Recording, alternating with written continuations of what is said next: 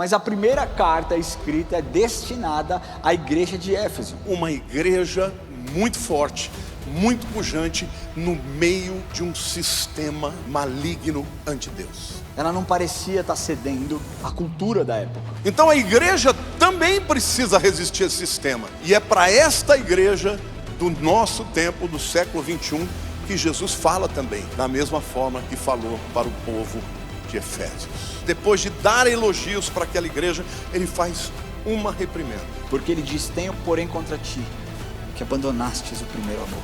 A igreja dos Efésios deixou de existir porque não ouviu a advertência do Senhor.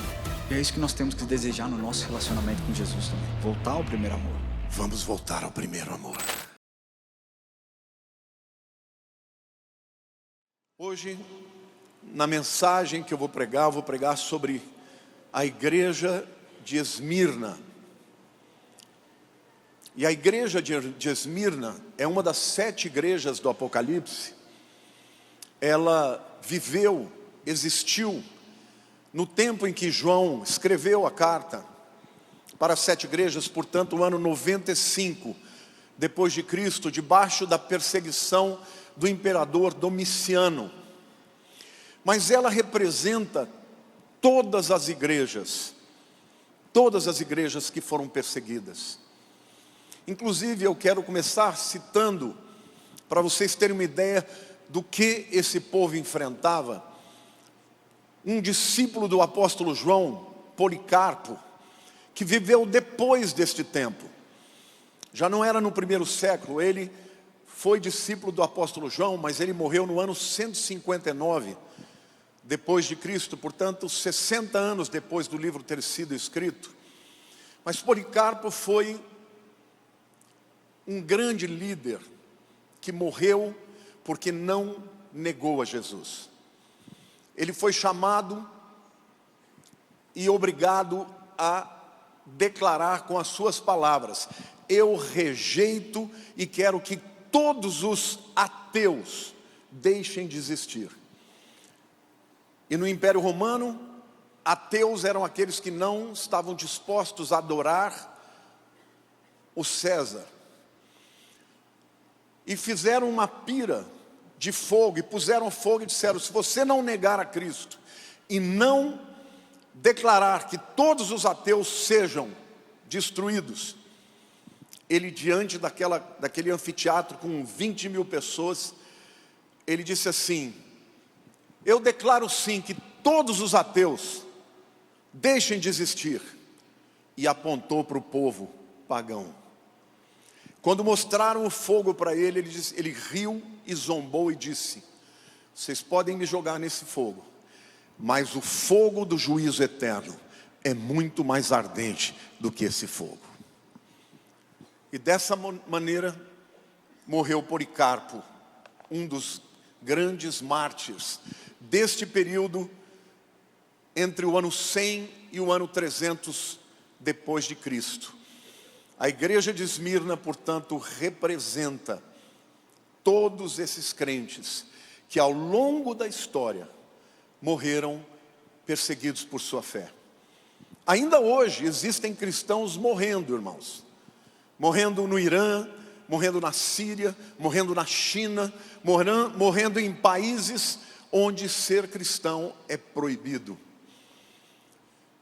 E esta palavra de Jesus para a igreja de Esmirna, por um lado ela é destinada para todos vocês que passam por perseguições, mas é também destinada para todos nós que não passamos por perseguições.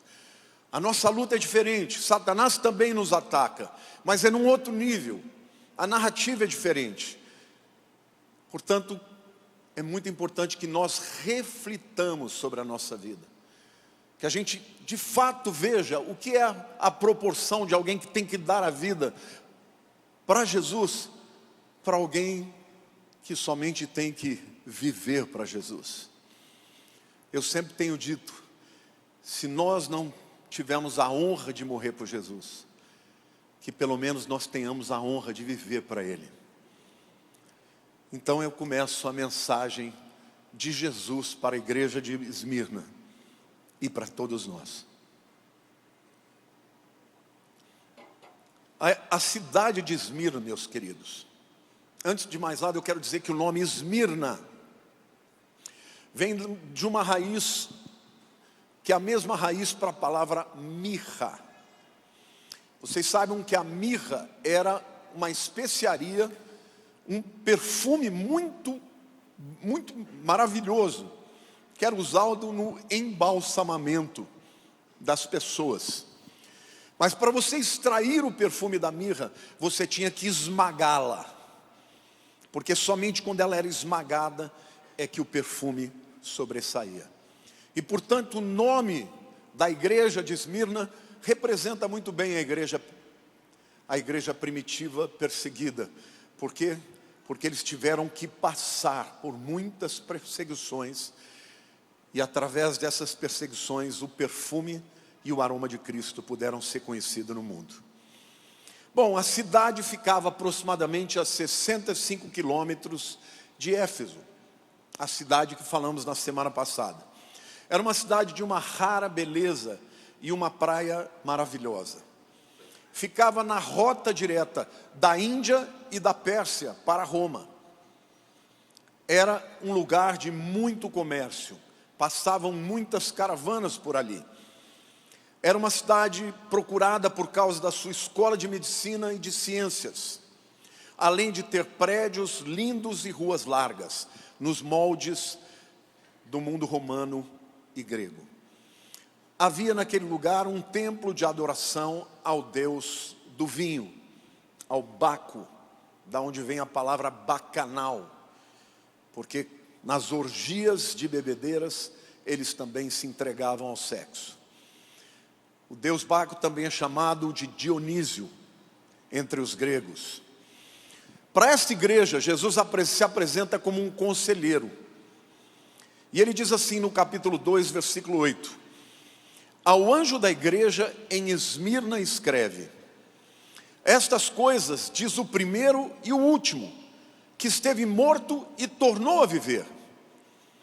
Ou seja, vocês estão vivendo, correndo risco de vida pela sua fé, mas não se esqueçam, eu sou o primeiro e o último, aquele que esteve morto e reviveu. E hoje eu quero declarar na sua vida, e você que está me vendo pela internet também, que Jesus é o primeiro. Diga: Jesus é o primeiro. Jesus é o primeiro quanto ao tempo e à importância. Ele é o primeiro porque ele é o cabeça da igreja. É para ele que todas as coisas vão convergir, mas ele é o primeiro também em origem, em tempo, porque ele é eterno. Antes de existir o universo, Jesus já existia. Ele é a origem de todas as coisas. Jesus é o primeiro porque ele é o arquétipo de toda a criação. Esta palavra arquétipo significa o modelo principal, a principal maquete. Arque significa o maior e ao mesmo tempo o primeiro. O arqui-inimigo é o maior inimigo. E tipo é o modelo. Então Jesus é o arquétipo de toda a criação. Ele é o modelo que todos nós devemos seguir. Diante de um mundo que tem narrativas anticristãs e contra Deus, eu quero declarar para a igreja que vive no século 21, no Brasil, onde você estiver me vendo, Jesus é o modelo a ser seguido. Ele é o arquétipo, ele é o mais poderoso, é dele que devemos depender nos momentos de dificuldade, nos momentos de guerra, nos momentos de provações. Jesus é o primeiro porque ele também é a primeira causa. Vocês já ouviram falar sobre a lei da causa e efeito? A lei da causa e efeito, irmãos, ela diz que nada existe por acaso. Se você está aqui, você não está aqui por acaso, você não nasceu por acaso. Você é resultado de uma causa maior. A causa de um homem e uma mulher terem namorado, tido uma relação, e você veio a nascer. Mas muito para trás dessa causa existe uma corrente causal que vai chegar na causa primeira, que é Jesus Cristo, o autor e consumador da nossa fé. Amém? Você pode dizer: eu creio, Jesus é o primeiro. Mas ele se apresenta também como o último. E se ele é o último, ele é a origem, mas é também o destino de todas as coisas. Ele é o princípio da vida física, mas é o princípio da vida após a morte. Ele é a completude de todo o propósito.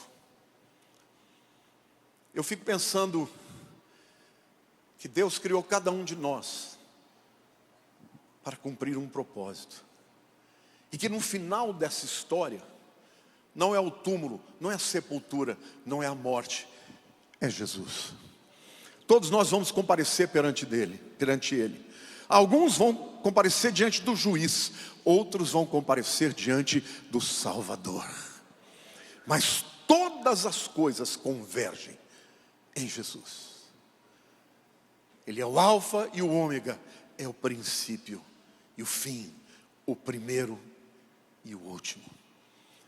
Para uma igreja que estava vendo uma perseguição feroz, com a possibilidade da cessação de existência para algumas pessoas, eles precisavam lembrar que o fim desta vida não é o fim, mas o início da vida eterna.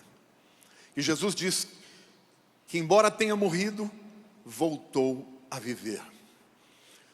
Sabe o que Deus está dizendo aqui com isso, irmãos? Que o plano principal de Deus é a vida e não a morte. A morte foi uma intromissão que Satanás se juntou ao homem que preferiu pecar e receber a consequência da morte, e por causa disso a morte veio para o mundo. Mas a morte vai ser tragada pela vitória, e a vitória é Jesus Cristo, aquele que morreu e que reviveu. E se Cristo ressuscitou, todos os que nele creem ressuscitarão um dia. Amém? Você pode dizer aleluia, glória a Deus.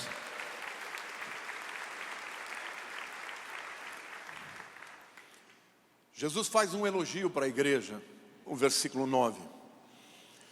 Conheço a tua tribulação, a tua pobreza, mas tu és rico, e a blasfêmia dos que a si mesmos se chamam judeus e não são, sendo antes da sinagoga de Satanás. A palavra tribulação, tlipsis, significa esmagar, pressionar. Essa palavra se refere de maneira metafórica àquela perseguição que Satanás, que o sistema vem contra alguém até o ponto da pessoa não poder mais resistir. E Jesus está dizendo, eu conheço a tua tribulação. Então eu digo para você, você não está sozinho. As suas lutas, os ataques do diabo para a tua vida não estão despercebidos diante do Senhor. Ele conhece todas elas. E como o nome Esmirna perfeitamente expressa esses indivíduos que sofreram e suportaram a provação, exalaram um perfume e um testemunho, mesmo diante da perseguição. Eles não foram perseguidos por problemas políticos, ideológicos. Eles não foram perseguidos porque eles estavam lutando contra o império, querendo dominar, querendo tomar o império romano, que era o império opressor. Eles foram perseguidos por causa de Cristo. E eles perderam muitas coisas, irmãos. Jesus diz, eu conheço a tua pobreza, mas tu és rico. A cidade de Esmirna era rica. Era uma cidade muito rica e muitos cristãos eram ricos anteriormente. Tinham negócios, tinham lojas. Eram pessoas que floresciam. Mas quando veio a perseguição romana, quando eles tiveram que escolher entre rejeitar a Cristo e adorar o imperador, eles se recusaram. Eles tiveram os seus bens confiscados. E perderam tudo. E Jesus disse assim, eu conheço a tua pobreza, mas tu és rico. Isso aqui é claramente um paradoxo, porque Jesus está dizendo, vocês perderam tudo, mas são ricos. Mas para a igreja de Laodiceia ele diz, tu dizes de si mesma, eu sou rico, abastado, de nada tenho falta. Mas tu não sabes que é pobre, miserável, cego e nu. Então, dentro da igreja existem aqueles que por Jesus abrem mão de tudo. Estes podem ser pobres aos olhos do mundo, mas são ricos aos olhos do Senhor. Mas existem aqueles que têm tudo, mas que Jesus olha e diz: você é pobre, miserável, cego e nu. Aí eu fico pensando, meu Deus, que tipo de narrativa, que tipo de evangelho que se prega hoje? Um evangelho onde você vem para Jesus e você só obtém as vitórias. E Jesus pode dar, e nós podemos prosperar com as bênçãos de Deus. É óbvio que isso está nas Escrituras. Mas a mesma Escritura que diz que Deus abençoa e prospera, é a Escritura que diz que Deus permite a aprovação. E muitas vezes nós temos que estar dispostos a abrir mão daquilo que é contra a vontade de Deus, mesmo que isso nos leve a perder muitas coisas. Deus não se opõe às riquezas. Todavia, elas não podem ser tesouros na nossa vida. Há um texto de Mateus 6, 19 e 20 que eu entendo ser muito próprio ler aqui. Não acumuleis para vós outros tesouros sobre a terra, onde a traça e a ferrugem corroem, e onde os ladrões escavam e roubam. Mas ajuntai para vós outros tesouros nos céus, onde a traça nem a ferrugem corrói, e onde ladrões não escavam e nem roubam. Esta palavra acumuleis, porque numa leitura primária parece que Jesus está dizendo: olha, vocês não podem guardar dinheiro, não pode ficar rico.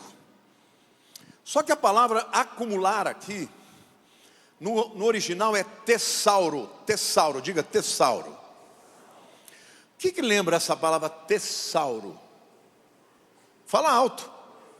Tesouro. E o que significa tesouro?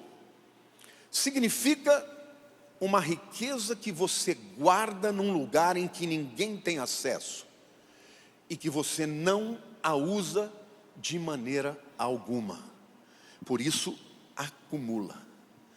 O que Jesus está falando, que mesmo a riqueza que Ele dá, é para ser usada.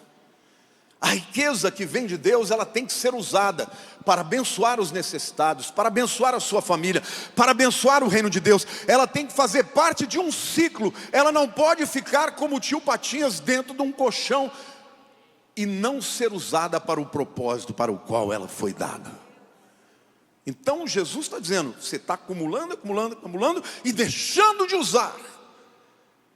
Se tem algo que você deve acumular e não abrir mão de algo, efetivamente, são as riquezas dos céus. Então eu fico pensando nessa narrativa da igreja, principalmente da igreja neopentecostal dos nossos dias, onde as pessoas não querem saber de prova. Deixa eu dizer uma coisa para você. Vida fácil forma homens e mulheres fracos. Vida dura forma homens e mulheres fortes. Deus permite a provação na vida do crente, porque é através da provação que ele se fortalece.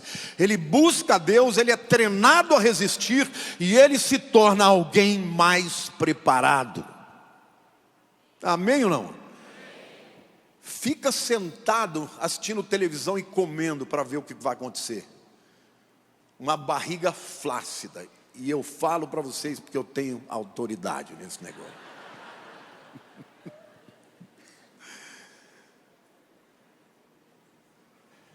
Se você largar a tua vida, você vai ficar mole. Se você quiser ser uma pessoa sarada, treinada, você tem que malhar. Quando você vai puxar o ferro, você vai encontrar resistência. E essa resistência que faz muitas vezes o seu músculo machucar, e essas micro fissuras quando são saradas, quando elas reconstroem o tecido, é que formam um músculo mais forte. E Deus, Ele permite à igreja muitas vezes passar por provas, quando ela está deixando de entender o propósito. E Ele faz isso porque Ele chamou a igreja para cumprir o seu propósito de ser luz no mundo e sal da terra.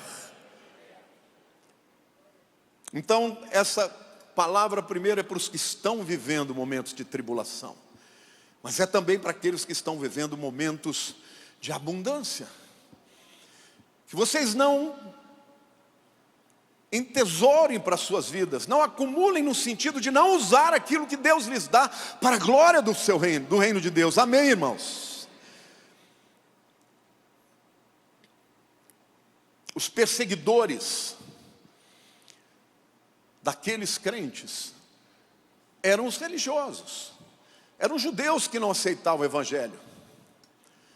E eles são chamados por Jesus de membros da história, membros da sinagoga de Satanás. E aqui eu quero deixar bem claro: ninguém pode acusar o povo judeu, porque o povo judeu foi responsável pela morte de Jesus. Jesus morreu na eternidade, foi no coração de Deus. Ele tinha que morrer para que nós pudéssemos ser salvos. Mas aqueles que perseguiam os cristãos naquele tempo não eram verdadeiramente judeus. Jesus também afirma que eles passariam por uma tribulação de 10 dias, no versículo 10. E a gente não sabe se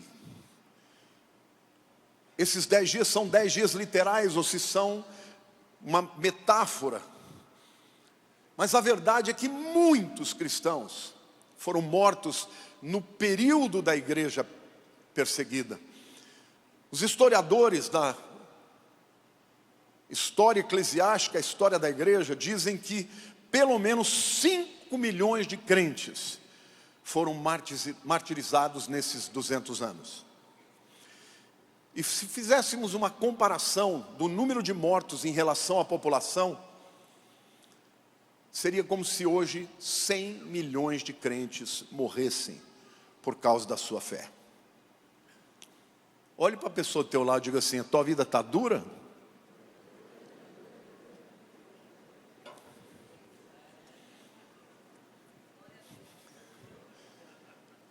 De vez em quando tem que ter umas palavras assim, não tem, irmãos? Para cair na real. Olha para o teu irmão do lado e fala: cai na real, meu irmão. Cai na real. Você não sabe o que é guerra. Você nunca teve que enfrentar uma situação dessa que essas mulheres normais como nós tiveram que enfrentar. Seus filhos nunca tiveram que viver isso. Meninos ter que enterrar os corpos de amiguinhos na escola. Você já imaginou como essas crianças vão crescer? Roubaram a infância delas. Então a gente não sabe o que é de verdade uma luta. E às vezes a gente fica reclamando e chorando e murmurando por nada. Será que nós vamos ter que passar por uma perseguição para que a igreja possa tomar tenência e assumir posição, igreja? Deus tem um chamado para a igreja de ser luz do mundo e sal da terra, de pregar a verdade, de pregar uma mensagem cristocêntrica.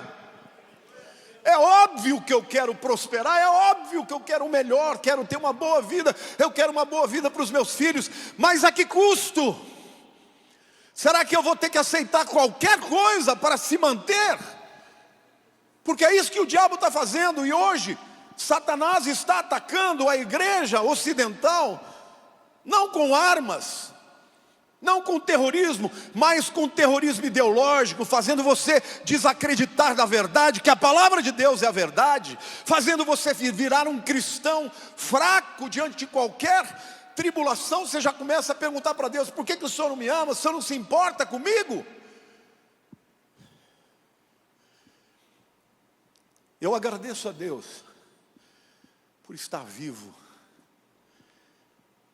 e peço a Deus que me dê forças para enfrentar as dificuldades desse tempo, quando elas vierem.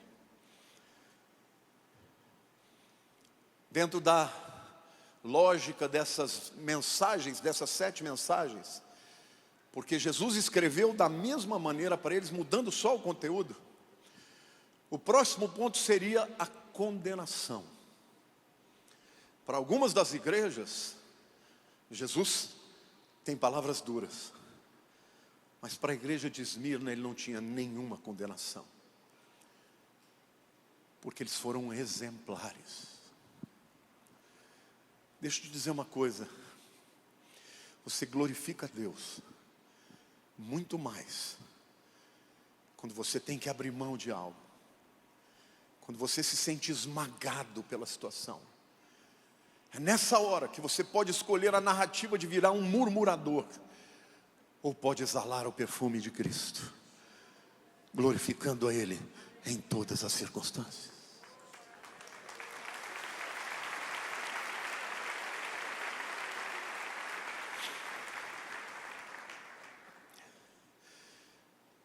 Quais os conselhos que Jesus dá para a igreja de Esmirna?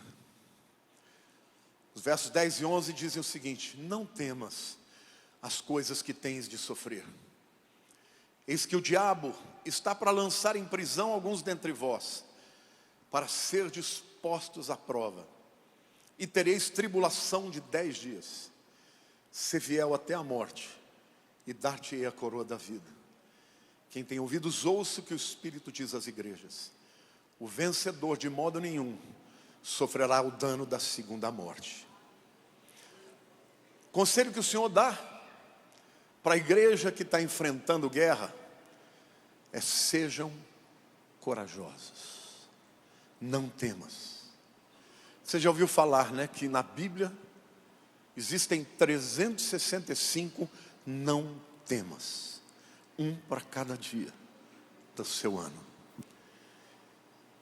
Então não importa o que venha, vai doer, vai ser difícil, vai. Mas isso não significa que não tenha solução, porque quem está ao nosso lado, aquele que está em nós é maior do que está no mundo. Bem sei quem tenho crido, e eu sei que Ele é poderoso para guardar o meu depósito até o dia final. O fim da história do crente não é um fim doloroso, é um fim glorioso. Então eu quero declarar para você, meu querido, seja corajoso. Neste tempo em que as pessoas estão fracas, muitas vezes o testemunho do crente ele é incapaz de impactar o ímpio. Por quê? Porque ele só está feliz quando as coisas vão bem. Se algo de ruim acontece, ele murmura, ele reclama, ele se rebela, sai da igreja, muitas vezes até abandona a fé. E Jesus diz: eis que o diabo está para lançar alguns em prisão dentre vós, para ser disposto à prova. Meu querido, eu quero dizer uma coisa para você: o diabo continua contra a igreja, contra a sua vida. Por isso que a palavra que o Senhor tem para você hoje: se fortaleça.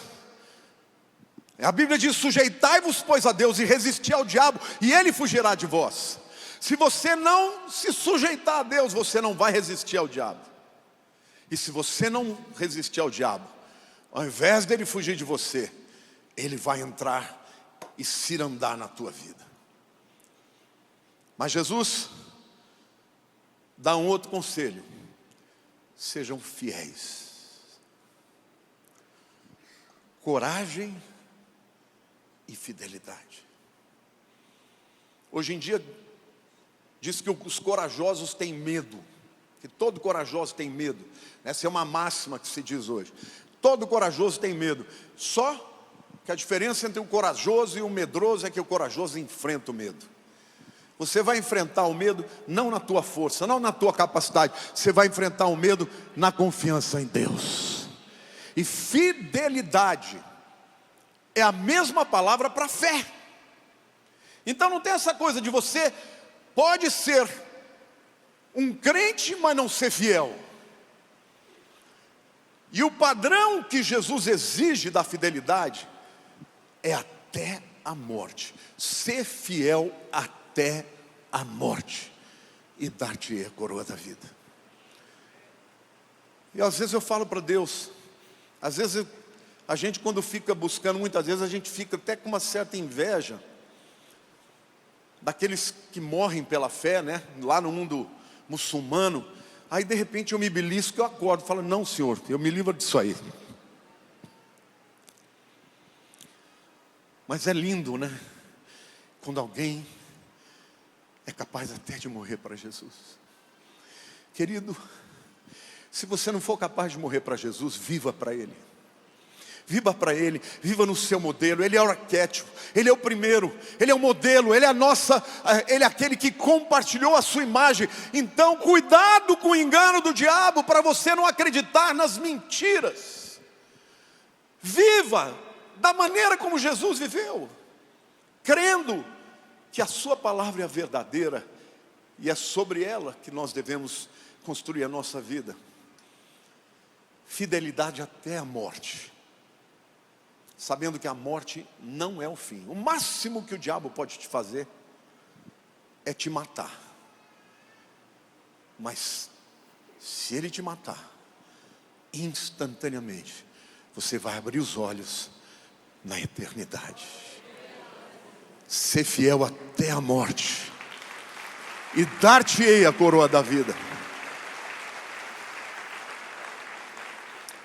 Naquele tempo, no início da igreja, no Império Romano, quando os sacerdotes, eles serviam, o sacerdócio era de 1 a 2 anos, depois eles aposentavam. E quando eles aposentavam, eles recebiam uma coroa de louros. E esta coroa de louros fazia com que quando eles andassem no meio do povo, eles fossem reverenciados. E o que Deus está dizendo para mim e para você, que se nós formos fiéis ao Senhor, nós vamos receber a coroa da vida. Não neste mundo, mas na vida eterna. Então esta é a promessa de Jesus para mim e para você. Ser fiel até a morte, e dar-te-ei a coroa da vida. A fidelidade que Deus exige é até a morte. Não tem essa história de, olha, se eu tiver que negar, eu nego de mentirinha, né? Cruzando os dedos atrás assim. Eu me lembro que quando eu era criança, né? Minha mãe perguntava uma coisa para mim, eu queria mentir, ela falava, palavra de crente? E eu queria dar uma burlada, eu falava, palavra de crende. Porque eu acreditava que se eu falasse palavra de crente, eu estaria violando, né? Estaria trapaçando. Palavra de crente, palavra de crente. Era que nem fazer isso aqui, ó, botar o dedo assim cruzado atrás. Não tem essa, irmão.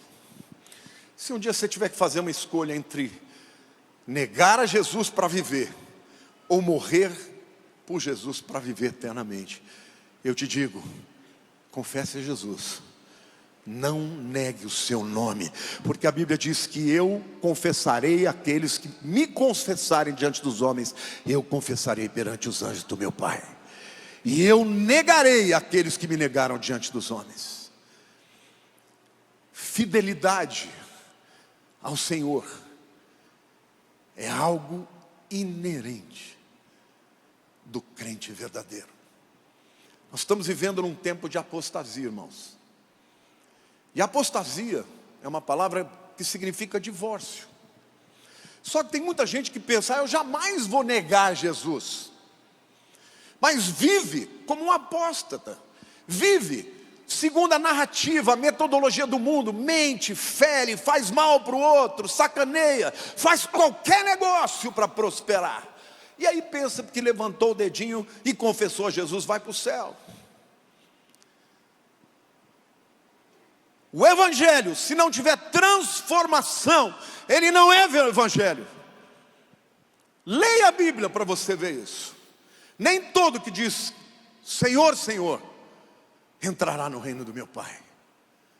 Naquele dia muitos virão e dirão, Senhor, em teu nome profetizamos, curamos enfermos, expulsamos demônios, e eu vos tirei. Apartai-vos de mim, vós que praticais a iniquidade, porque nunca vos conheci. Mas Jesus disse também,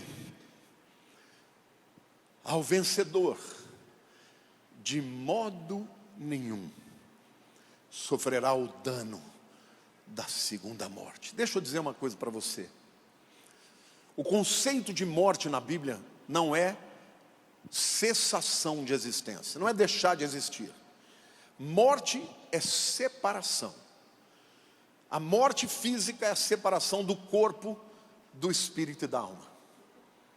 A morte espiritual é a separação do espírito do homem, do espírito de Deus. E Jesus diz: ao vencedor. Quem é o vencedor?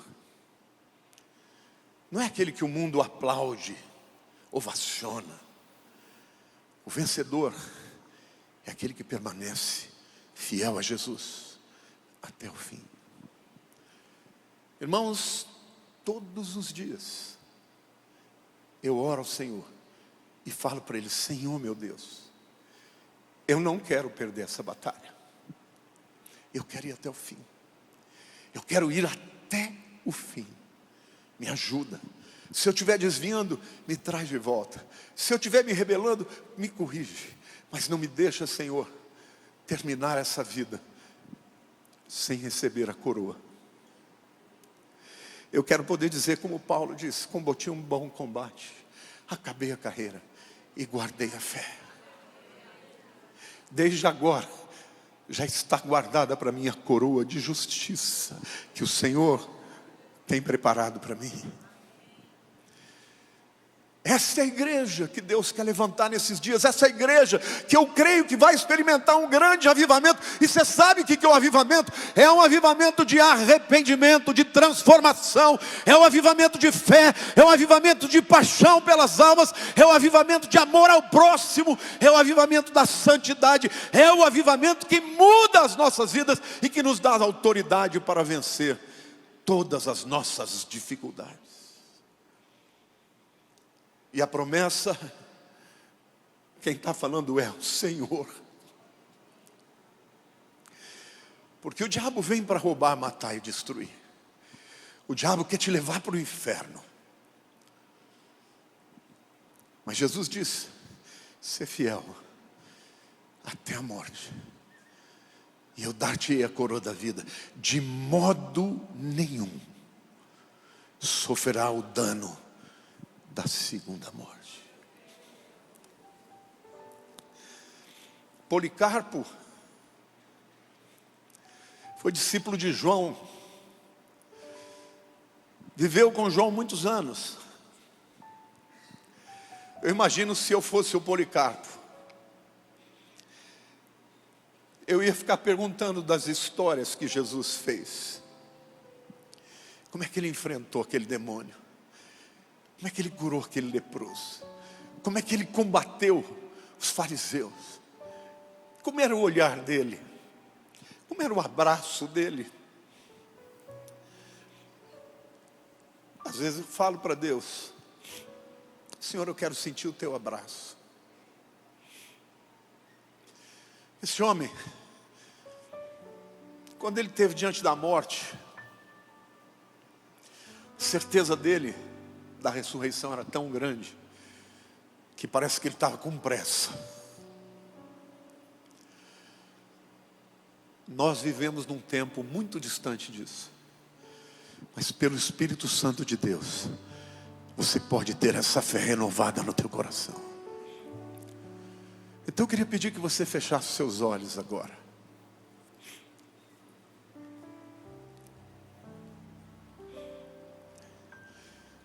Talvez você esteja vivendo um momento de esmagamento da tua alma, dos teus sentimentos. Talvez você esteja confuso. Talvez você esteja até magoado com Deus. Mas eu queria pedir que, em primeiro lugar, você agradecesse a Deus pela vida, pelo propósito de Deus, para que a sua vida fosse instrumento de glória para Ele, até o fim. E se você entrou aqui hoje e não tem certeza da sua salvação, talvez você não tenha dado o seu coração para Cristo verdadeiramente, hoje é o dia de você fazer essa entrega. Se hoje você quer ter certeza que você também vai receber a coroa da vida, que você também vai ser livre do dano da segunda morte, que é a morte eterna. Eu quero orar pela tua vida. Você pode entregar para Deus as suas ansiedades, os seus pecados, as suas amarras, as suas dúvidas, as suas fraquezas. Mas você precisa entregar o teu coração para Ele. Há alguém aqui hoje que queira entregar o seu coração para Jesus? Levante a sua mão, onde você estiver, eu vou orar por você e com você. Há alguém? Levante a sua mão. Hoje é dia de você entregar ao Senhor o seu coração. Gente, se houver alguém aqui, por favor, me avisem. Graças a Deus, graças a Deus. Eu vou descer aqui, eu quero pedir que você que vai entregar o seu coração a Jesus, saia do teu lugar. Eu vou orar com você. A Bíblia diz que se nós cremos no coração para a justiça e confessamos com a boca para a salvação, saia do teu lugar, vem aqui à frente. Hoje é dia do Senhor fazer uma obra nova na tua história. Talvez você esteja tendo uma luta interior. Você quer vir, mas está com vergonha. Não tenha vergonha. Sai do teu lugar. Isso é muito pouco para você entregar para Jesus. Deus abençoe. Deus abençoe. Deus abençoe. Deus abençoe. Pode vir, eu estou te esperando. O Senhor está te esperando. Saia do teu lugar. Hoje não é dia de você ficar amarrado. Hoje é dia de você ter um encontro com Jesus. Deus te abençoe, meu querido. Eu vou pedir para você colocar a sua mão no seu coração. Você está diante do Deus Todo-Poderoso. Ele conhece o teu coração, conhece as suas lutas. Pode chegar, querido. Diga assim: Senhor Jesus, eu quero entregar minha vida para Ti. Completamente. Senhor, às vezes eu me sinto esmagado, oprimido. Mas hoje eu aprendi que é nas provações que o melhor perfume exalará da minha vida. Me ajuda a ter um testemunho. Me ajuda a ter um encontro verdadeiro contigo. Hoje, publicamente, eu te confesso como Senhor da minha vida e meu Salvador. Senhor, eu quero ser fiel até a minha morte. Hoje eu entrego no teu altar os meus pecados, as minhas amarras, porque eu creio que o Senhor me ama. Escreve o meu nome hoje, Senhor, no livro da vida. Amém. Meus queridos, o Senhor anotou.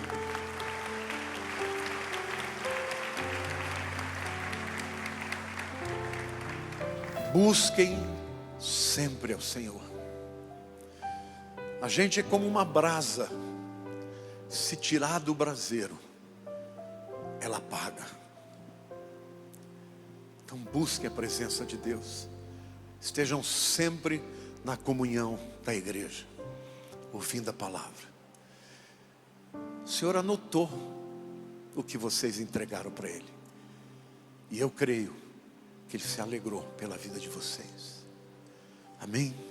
Eu vou pedir para vocês acompanhar os diáconos. Eles vão fazer mais uma oração por vocês. Nesse momento eu quero te dar a oportunidade. Se você é um crente que precisa renovar algo com Deus, se você sente que o teu relacionamento está frio, se você sente que você está muito influenciado somente pelas bênçãos de Deus, mais do que pelo Deus da bênção, mas você quer hoje renovar a sua aliança com Deus, saia do teu lugar e venha aqui ao altar. E nós vamos juntos todos orar ao Senhor, entregar as nossas vidas a Ele.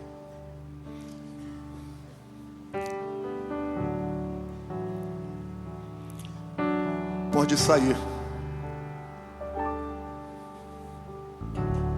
A igreja fica de pé.